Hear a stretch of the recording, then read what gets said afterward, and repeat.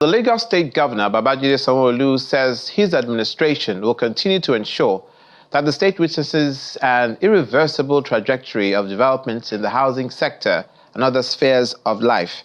He made the comments during the commissioning of some housing projects in Agboyi-Ketu Local Council Development Authority, which is being developed to align with the Sustainable Development Goals by providing affordable and quality housing to address the deficit in Lagos. He also commended the chairman of the LCDA, Mr. Dele Oshinowo, for the project and expressed excitement that all chairmen of LCDAs and local government areas in Lagos key into the state program.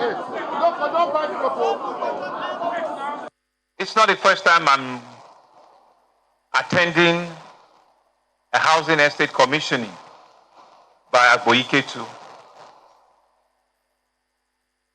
Our chairman here, Mayor Oshinowo, has shown clearly for each and every one of us to see that local government and LCDA are working well in Lagos. It's indeed yet another honor that today we'll be handing over to our citizens 2 estates in one, Raymond Estate and Sterling Heights. For people that do not know, this area is called Akanimodo in Ketu, Ajilogun area of Lagos State. This area, several years ago, used to be a den of all sorts. Anything that can go wrong in a city used to happen in these premises. Anything you can imagine that can go wrong in a city used to happen all around this environment. It was completely an ungoverned space where all sorts of criminal activity do take place. For more on infrastructure development in Agboyi-Ketu, Lagos State, joining us is the chairman of the LCDA, Mr. Dele Oshinowo. You're welcome to Newsroom Series today. Thank you for inviting me. Now, let's begin with asking you about highlighting the major infrastructure projects that you've possibly done or initiated, particularly in the areas of infrastructure, housing, road construction, as well as educational facilities. Since I came on board in 2017, I've made a pledge to my community that I'm going to make a difference to the local governance. And we started by looking at our comparative advantage. What do we have that's going to make us different? We have to change the narratives at the local government level. You know, it's not about us doing the traditional way of doing empowerment, sharing, blender, and all that. We must do something that is iconic, something, a legacy project that people will see, that they'll be able to point out that, yes, this is the way a local government should be run. So we started by building new schools, reconstruction of roads, and till date, for our road reconstruction and rehabilitation, we are clocking about 74 kilometers in terms of resurfacing, reconstruction, and repairs.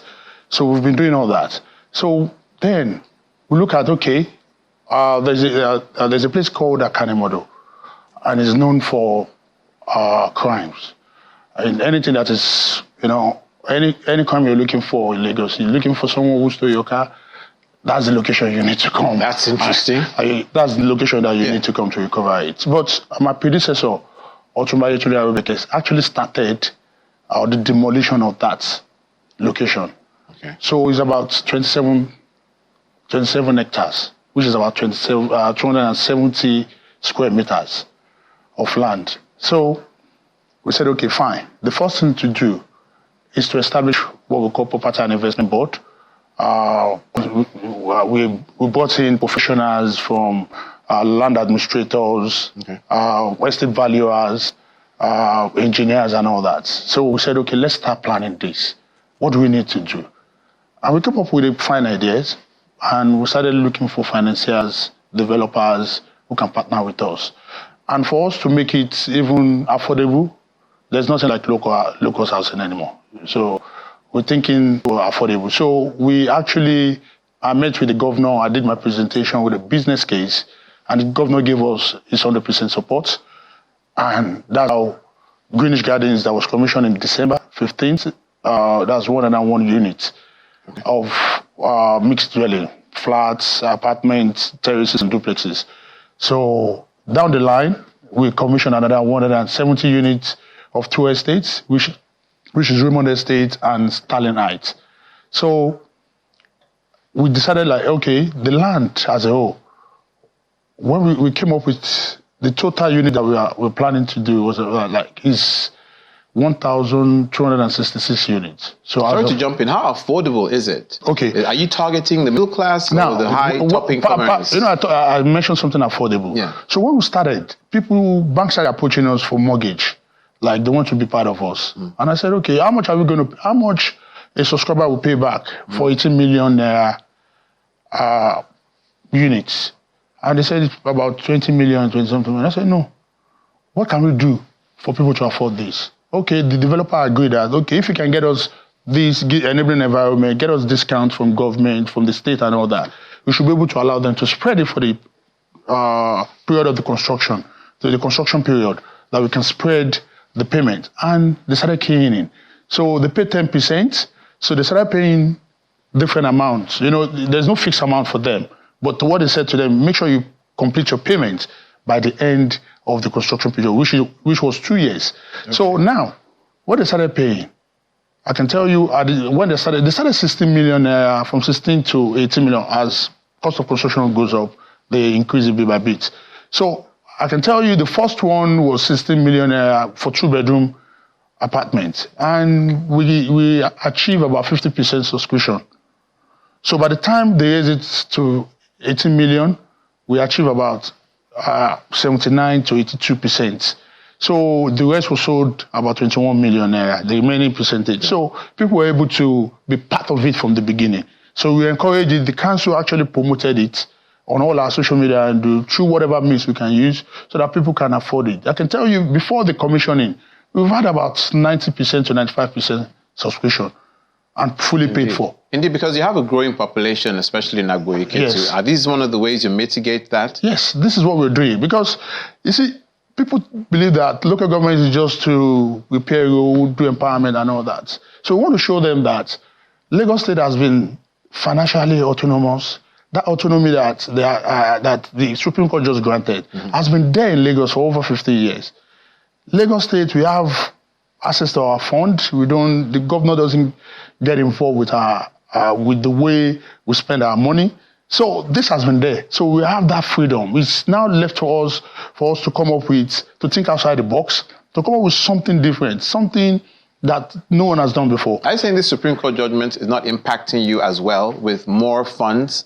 There's already more fund already. In Lagos? Yes, more fund, because since Ashwaju came on board, since the subsidy was removed, funding our allocation has actually increased. And you can see that, about that. So it has increased. So we're using it judiciously. We're constructing road. Local governments in Lagos State, presently all the 57 local government and LCDA, we are doing 114 roads across board simultaneously. And the funding is coming from there. This is the money that we've been setting aside to do projects. Apart from that, local government is constructing roads over 500 million, 600 million. So this is what we've been doing across the local government in Lagos State. Let me jump in here and bring our last question as we bring our conversation to a close. Now, with these funds, we know in Nigeria, we have to be transparent in many ways where different areas have histories of not being so transparent. What are you doing for accountability in the administration of funds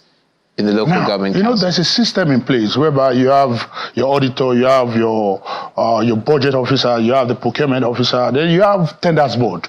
Okay. Most of the projects that we're bringing out, we do the adverts. There's a lot of advert out there that, people can place, they can advertise, they can show interest in whatever we advertise, and it go through a bidding process that shows that through the tenders board, the procurement will look at it, the audit department will look at it. Then the most important part is to make sure that there's a fund, there's a budget for it, because you cannot do any project without having a budget line for it.